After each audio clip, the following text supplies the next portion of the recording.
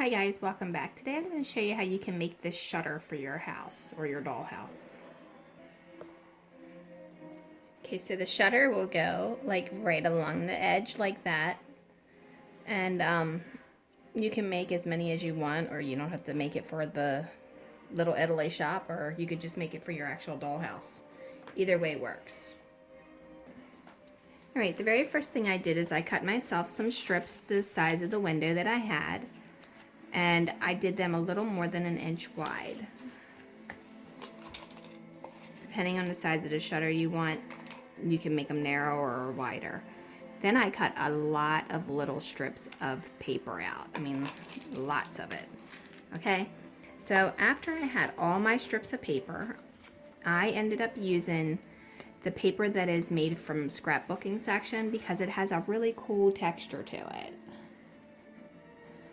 Not sure if you can see that on camera or not. Just kind of resembles a fake wood to me. So that's what I did. All right. Next, after I've done that, I took one that is the same size as my window, the one I want, and I put it with the texture facing up. After that, I started from the bottom and I put a little bit of glue. Now I'm just using wood glue. You can use acrylic, not acrylic, you can use tacky glue or regular Elmer's glue, whatever it is that you like. Okay, and because I've already made one of these, I want to make sure that I get the first one started in the right section, so the second one will follow. All right, and then I just place one strip there. If your strips are not perfectly even when you cut them, it's not a big deal because you can line them up as you go to make them straighter. You don't see the whole strip, you only see a little bit of it. But you do want to try and get the spacing between the two as close to being even as possible.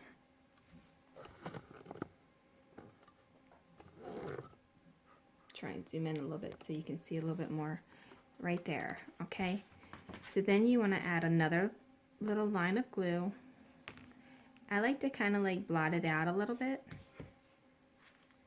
Grab my next strip, make sure my texture is again facing up, and you can see this one's crooked, so the paper cutter did move on me there a little bit, but it doesn't matter because like I said, we're only lining up the bottom. The back side ends up getting covered by the next piece.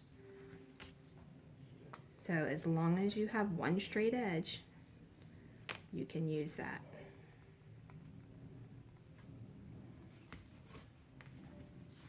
Okay, now do the next one.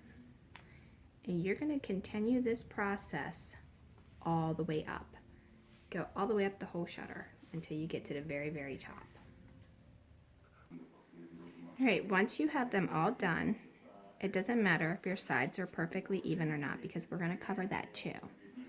So at this point, you can either paint your edges or you can do the next step. It's completely up to you. I'm going to do the next step because not all paint sticks to glue. So that's what I'm going to work on. So now what I need to do is I need to take another strip that I have left over and I need to cut it. So I'm going to use a straight edge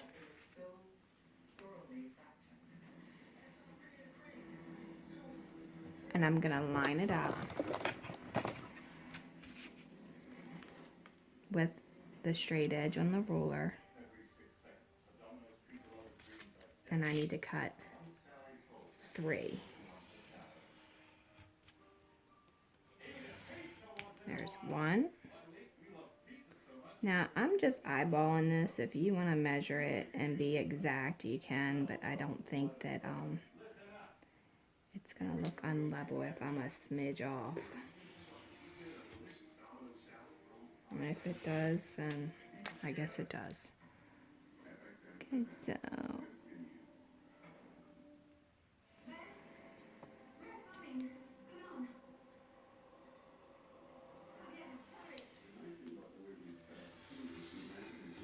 all right, so now I have 3. Right, what I need to do is I need to line the edge of my side here.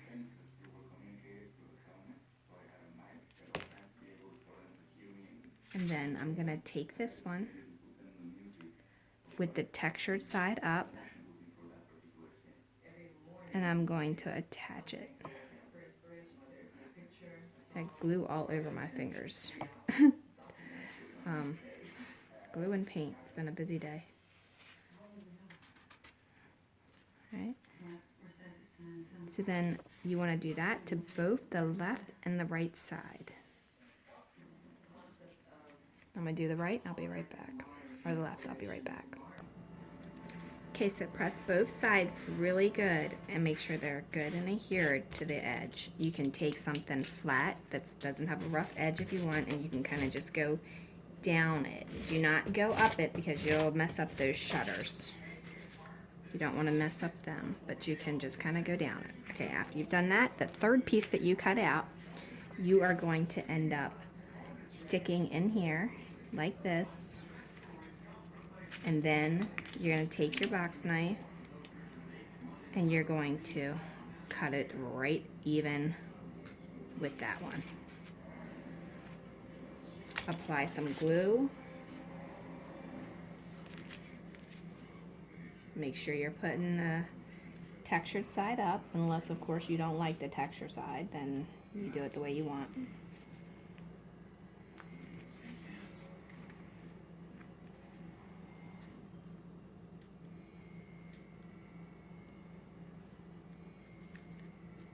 Okay, now you're going to do the same process again. Make sure you have it right up next to that one. And then you're going to come right down here and cut that out there.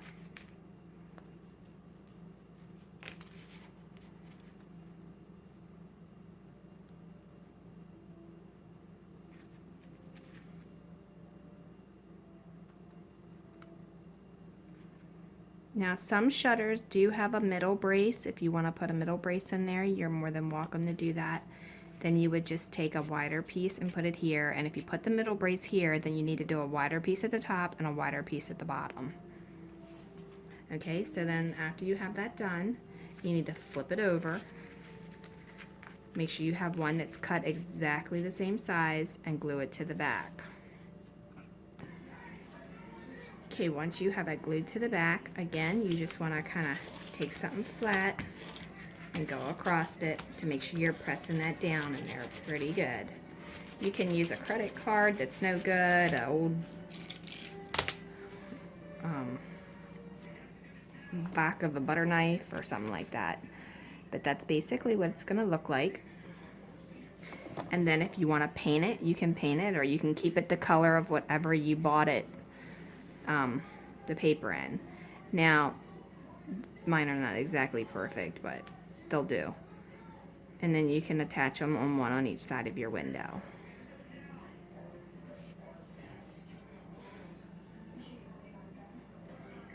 Okay, so when you're painting it, you want to use small amounts of paint. You don't want to glob it in there, and what I like to do is go down in the edge to make sure I cover the edge. Just kind of get right in there, and then brush. Feather it out, that way you're not getting any globs in that corner. Okay, then do the same exact thing to the other side. That way you're not getting those globs.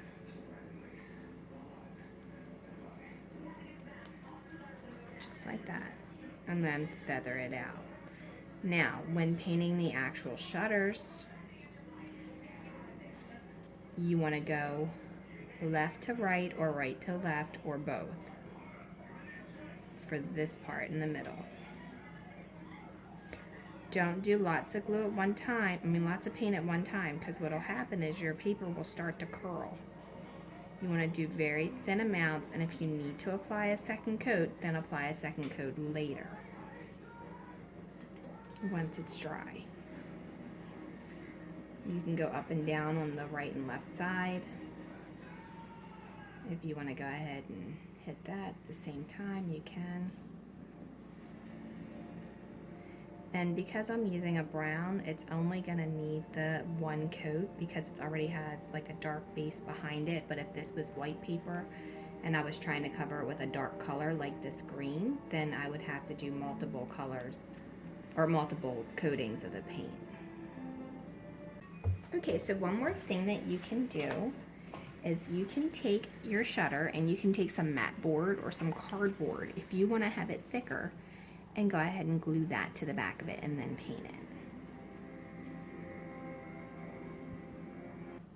Okay, so if you decide to apply the matte board or cardboard to it, you want to take a popsicle stick on the front and a popsicle stick on the back, and you want to clip it with some clamps because that's going to help hold it until it dries.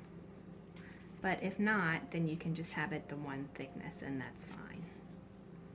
Or you can use wood instead of the matte board or chipboard, whichever you want to do. They're all about the same thickness.